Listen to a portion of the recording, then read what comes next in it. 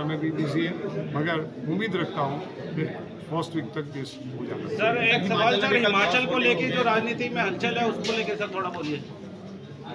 Will you please repeat your question? Himachal की राजनीति को लेके सर। हिमाचल की राजनीति में भारतीय जनता पार्टी ने जो किया है और प्रदेश में जो करते हैं, बड़ी बेशर्मी से करते हैं। लोकतंत्र की लगातार जैसे कोई नरपिशाच होते हैं, डेली उसको कुछ लोई चखने की आदत हो जाती है, इसी प्रकार से भारतीय जनता पार्टी की सत्ता की भूख इतनी बन गई है कि हर दिन वो लोकतंत्र की हत्या करते हैं। ये देश में करप्शन को बढ़ावा दे रहे हैं और गैर जिम्मेदारा पनाना जो है उसको जो है पना दे रहे हैं। ये देश की प्रजा इनको कभी माफ नहीं करेगी। आने वाले काले अक्षर से क्या सर बिहार के बाद क्या हिमाचल में बदलेगी सरकार? मैं आपसे बता रहा हूँ, पहले भी बताया, धन्यवाद लवली जी, मैं आप सभी का इस दिल्ली प्रदेश कार्यालय में स्वागत करता हूँ। बड़ी महत्वपूर्ण ये प्रेस वार्ता है और हमारे लिए सौभाग्य की बात है कि हमारे प्रभारी आदरणीय दीपक बावरिया जी भी इस प्रेस वार्ता में उपस्थित हैं। उन्होंने भी अपनी बात रखी और दिल्ली प्रदेश कांग्रेस कमेटी के आदरणीय अध्यक्ष, पूर्व मंत्री रहे, दिल्ली को बड़े नज़दीक से न केवल जाना बल्कि दिल्ली को बनाने संवारने में जिनका योगदान रहा, भाई लवली जी उनके मंत्रिमंडल के साथ ही रहे। जैसे कि आदरणीय बावरिया जी और लवली जी ने बात रखी, दिल्ली कांग्रेस या कांग्रेस का जो मैनिफेस्टो है, स्वाभाविक है चुनाव आती तो उससे पहले हमें अपनी कुछ बात जनता के बीच में रखनी पड़ती है, लेकिन सच्चाई यही है कि हम निरंतर जनता की समस्याओं पे काम करते हैं, उनके विषय को उठाते हैं।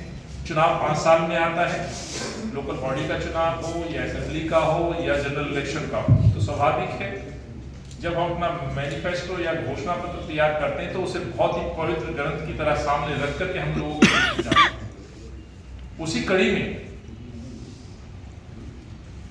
इंडिया अलायंस अपने वादे, अपनी घोषणाएं देश की जनता के सामने रखेंगे, लेकिन कांग्रेस पार्टी की तरफ से हर प्रदेश में एक कमेटी बनाई गई है जिसका गठन किया गया और उसी के तहत दिल्ली के अंदर भी ये जिम्मेवारी मुझे आदरणीय हमारे राष्ट्रीय अध्यक्ष मल्लिकार्जुन खड़गे साहब, आदरणीय राहुल जी, किसी वेणुगोपाल साहब और दोनों नेता मेरे जो मंच पर बैठे हैं, उन्हें इस विश्वास के साथ कि दिल्ली की जो दिक्कतें हैं, परेशानियां हैं और दिल्ली की परेशानियों में जो केंद्र का रोल है, जो भाजपा या मोदी जी या उनकी सरकार के द्वारा जो दिल्ली वासी भुगत रहे हैं, उन परेशानियों को हम अपने मैनिफेस्टो में सम्मिलित करें और जनता को विश्वास दिलाएं कि इंडिया अलायंस जीतने के बाद दिल्ली के जो अधिकार हैं, जो परेशानियां हैं, उनको हम दूर करने का काम करेंगे। स्वाभाविक है वो परेशानियां वहां तक पहुंचेंगी तो उस पर वादे भी होंगे, तो उन्हीं परेशानियों को वो वर्ग जो प्रताड़ित है, वो अधिकार जो दिल्ली का मिलना चाहिए तो जो नहीं मिल रहा है, उन अधिकार, उन परेशानी, उन वर्ग के बीच में हम लोग जाने का एक प्लान लेकर के आए हैं। और आदरणीय बावरिया साहब ने जो बातों बातों में आपके बीच बात रखी, ये पहली मर्तबा होगा दिल्ली के अंदर कि दिल्ली के लोगों के बीच में कांग्रेस का कार्यकर्ता सुनाने नहीं, सुनने जाएगा। और ये प्रेरणा आती है हमें, हमारे जो प्रिय नेता, जुझारू, निडर, निर्भक, जो आज देश को जोड़ने का काम कर रहे हैं, जोड़ो यात्रा के एक दूसरे चरण में एक नाम लेके निकले हैं, उस यात्रा का न्याय यात्रा। तो ये न्याय जो शब्द है, ये हमें ऊर्जा देता है, प्रेरणा देता है इस बात की कि हमें न्याय दिलाना है। और राहुल जी के उस उद्देश्य को लेकर के हम दिल्ली की जनता के बीच में जा रहे हैं और यही काम राहुल जी निरंतर कर रहे हैं, चाहे वो कन्याकुमारी से कश्मीर का सफर रहा हो या आप नॉर्थ ईस्ट से लेकर के मुंबई तक का सफर हो, उद्देश्य एक ही है।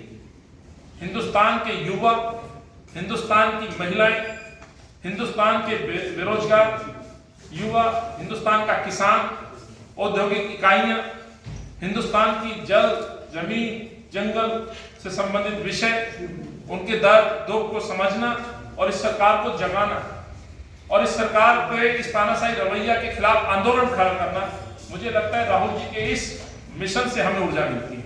और इसलिए मुझे कहते बड़ा गर्व महसूस होता है कि दिल्ली कांग्रेस कमेटी, दिल्ली कांग्रेस की मैनिफेस्टो कमेटी दिल्ली की जनता के बीच में जाएगी और राहुल जी के इस न्याय शब्द के साथ दिल्ली का न्याय संकल्प पत्र हम तैयार करेंगे। ये संकल्प पत्र, न्याय संकल्प पत्र लगभग दिल्ली से संबंधित जो विषय हैं, जिसको हमने अपने तमाम साथियों के साथ बैठक में अभी भी हमने चर्चा की है नीचे, उससे पहले 2-3 बैठकें वरिष्ठ नेताओं के साथ चर्चा की, जिसमें संदीप दीक्षित जी, हरिशंकर गुप्ता जी जैसे और हमारे दूसरे साथीगण, सुभाष चोपड़ा जी, अलग अलग साथियों से हम कार्यकर्ताओं से भी सुझाव मांग रहे हैं, अपने नेताओं से भी, और उनसे चर्चा करने के बाद लगभग 30 बड़े सब्जेक्ट,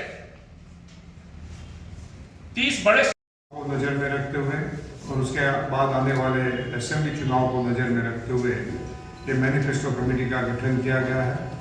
और जो प्रकार से इसका गठन किया गया है, इसके लिए मैं लवली जी का और उनके चेयरमैन भाई अनिल चौधरी जी का बहुत बहुत धन्यवाद करना चाहता हूँ कि इन्होंने पूरी जो मैनिफेस्टो कमेटी है उसमें समाज के हर सेक्शन को जोड़ने का प्रयास किया है। उसमें फार्मर्स के प्रतिनिधियों, अनऑर्गेनाइज लेबर के प्रतिनिधियों, कॉलोनीज के प्रतिनिधियों और उसके साथ साथ पूर्वांचली के प्रतिनिधियों, माइग्रेंट लेबर्स के प्रतिनिधि हों, हर समाज के जो है, जो यहाँ के बड़े बड़े जो समाज है तो उनके के हों, गुर्जर के हों या अन्य प्रकाश के हों, हर समाज का, हर सेक्शन का अपना एक नज़रिया होता है, उसकी कुछ समस्याएं होती हैं। अर्बन पोर्स की बात होती है, मिडिल क्लास की बात होती है, वर्किंग क्लास की बात होती है, सरकारी कर्मचारी की बात होती है, और इवन ऑर्गेनाइज आप जैसे पत्रकार और साथी मीडिया से जुड़े हुए हैं उनकी भी कुछ बात होती है। तो सभी के लोगों का 360 डिग्री व्यू वो प्राप्त करने के लिए कि वो सरकार जो बनती है दिल्ली में, सेंटर में कांग्रेस की सरकार बनती है, तो उनसे क्या उम्मीद रखते हैं। दिल्ली एक केंद्र शासित प्रदेश रहा और पिछले 5 साल में जो प्रकार से ये भारतीय जनता पार्टी की सरकार ने इनकी स्वायत्तता छीनने की कोशिश की है, जो प्रकार से दिल्ली को सब्जुगेट करने की कोशिश की है, इनकी आपसी लड़ाई में जो दिल्ली के प्रजा को बड़ी पीड़ा पहुंचाने की कोशिश की है, उनमें से उसको बाहर निकालना है। तो लोगों की उसके बारे में भी क्या सोच है, जो सोच है उसके बारे में भी जो है बड़ी बारीकी से उनका ओपिनियन भी लेना चाहते हैं। ये दिल्ली के हमारे सामने सबसे बड़ी समस्या है जो शीला दीक्षित जी के समय में जो के जो समस्या सबसे बड़ी जो आज के सामने लोगों के सामने आया है, शीला जी के समय में Delhi became number 1 city in the not only country मगर दुनिया के कई जो है एडवांस जो सिटी माने जाते थे उनमें से इनका इंफ्रास्ट्रक्चर की भी गणना शुरू हुई थी। आज फिर से पिछले 10 साल में हम वहीं पहुँच गए हैं जहाँ पहले की परिस्थिति बनी रहती थी। उसमें फिर से दिल्ली को कैसे उठाना है, एनवायरमेंटल का कैसे उठाना है। आपने बाढ़ में एक्सपीरियंस कर लिया कि इन लोगों की नाकामी की वजह से पूरी दिल्ली की प्रजा परेशान होकर छूटी। वादा किया गया था मोदी जी की ओर से 2022 में जो झुग्गी झोपड़ी वाले को हर व्यक्ति को पक्का मकान मिलेगा।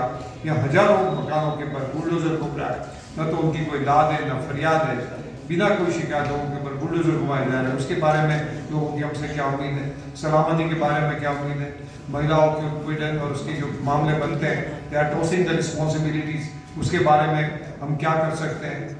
कई प्रकार के जो है शिक्षा और आरोग्य, सबसे बड़ी किसी भी अर्बन एरिया की समस्या होती है शिक्षा, आरोग्य और एम्प्लॉयमेंट। और उसमें भी हम ऑर्गेनाइज जो पटरी की बात थी, मेंडल एक्ट पॉलिसी था, आज इसी किसी का कोई अनुसरण नहीं हो रहा है। तो ये सभी सेक्शनों के साथ संवाद करके फिर से चाहते हैं कि he is the in a democracy he is the supreme boss. तो कांग्रेस में कि जो कोई भी सरकार बनेगी वो उनके लिए काम करेगी, वो बात हम जताना चाहते हैं। और इसके लिए भाई अनिल जी ने और अध्यक्ष जी ने कई सब्जेक्ट कमेटीज भी बनाई हैं। वो सभी सब्जेक्ट कमेटीज नीचे तक संवाद करें, प्री पार्लियामेंट, पोस्ट पार्लियामेंट, नीचे तक लोगों के बीच में जाके एरिया स्पेसिफिक भी अभ्यास करें।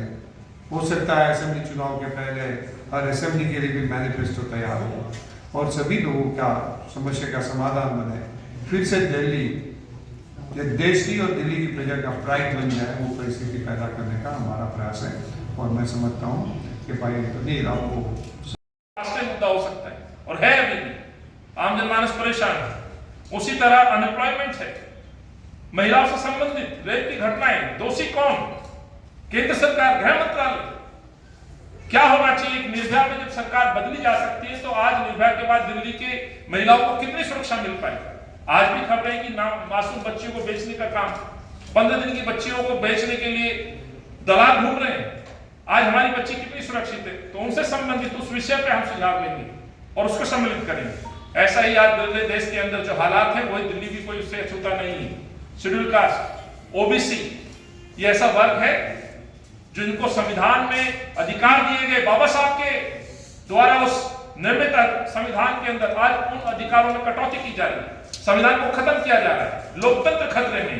तो ये एक विषय रहेगा। हेल्थ से संबंधित दिल्ली के इलेक्ट्रिसिटी और वाटर का जो अधिकार है, केंद्र का यदि कोई भूमिका है तो उस पर हम सुझाव मांगेंगे। जे क्लस्टर झुग्गी कैंप, जहां झुग्गी वही मकान का नारा देने वाली सरकार आज, माफ करिएगा, कांग्रेस के यूपीए 1 और 2 के अंतर्गत जो NC 1 और 2 प्रोजेक्ट आए थे, जिनको मैंने अध्यक्ष रहते हुए भी देखा और आज भी मैं दावे के साथ कह रहा हूं, एक बड़ा उदाहरण है उन कांग्रेस की फ्री योजनाओं को। अरे भैया, अनुराग ठाकुर से पूछो 15 लाख का सुविधा किसने किया था? 2 करोड़ रोजगार का किसने किया था? अभी अभी मोदी की गारंटी की बात करते थे कि 450 रुपये में गैस सिलेंडर देंगे, और मध्य प्रदेश में और छत्तीसगढ़ में उसमें कौन पलट गया? उनसे पूछ लो। ये झूठे वादे, ये देश के कहीं किसी भी इंसान से पूछ लो, कहते हैं 2022 तक हम सबको जो है पक्के मकान दे देंगे। आज दिल्ली में जितने लोगों के मकान जो उजाड़ रहे हैं, बुलडोजर घुमा रहे हैं, उनसे पूछ लो। महंगाई की बात करते थे।